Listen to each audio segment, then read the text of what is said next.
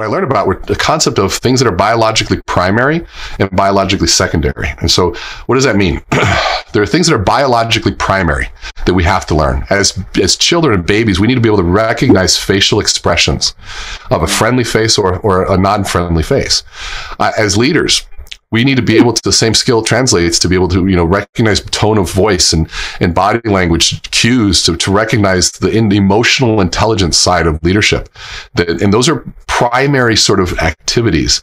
And primary would be, and secondary would be biologically secondary would be, let's say, learning accounting, learning finance, learning algebra.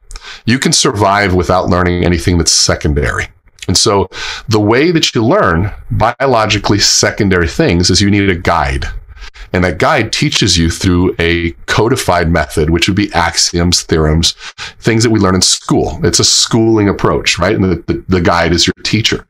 And so what happens is we take a biologically secondary methodology and we try to teach biologically primary skill sets like body language, like tone of voice, like voice inflection, and being able to read body language and be able to, emotionally intelligent, all of those things are primary sort of skill sets that you cannot learn using a biologically secondary methodology. And so what happens is when you do that, only about 15% of the people retain the information. And so they go, okay, well, why did those 15 retain? And what they found with the 15% of the people that retain the information, they had a stressor that was built in. It was something from home. For example, the person needing to learn these new leadership skills had the stressor of, if I don't learn this, I will lose my job, right? So to learn biologically primary activities, you have to be engaged in the actual stress of the activity, right? And so, pressure cooker, so to speak. Yes. And so people say, why do you teach us in a group? And why is René why is the group so stressful in the beginning? Because we're creating a biologically primary environment for people to learn this primary skill set in that. And so another example is I said, okay, Keith, I'm going to get you ready for a boxing match. Here's a pamphlet of the 10 steps on how to bob and weave and how to throw a jab. And you're going to learn that. I'm going to give you a codified method and I'm going to intellectually teach you the process.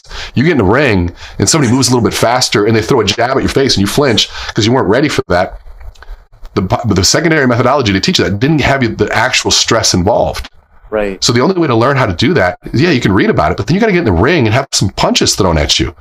So the only way to learn public speaking and being influenced from the front of the room is to get in front of the room, have the pressure of the audience critique. And if you can't deal with that stressful process, you're not learning it. And so the answer to people saying, can you teach me one-on-one? No, I can show you. But if you already have the experience, then yes, we can work through some things. But if you're not in that place yet, you have to get in front of a room. And so the stress never goes away, but we do make you braver, if that makes sense. Right?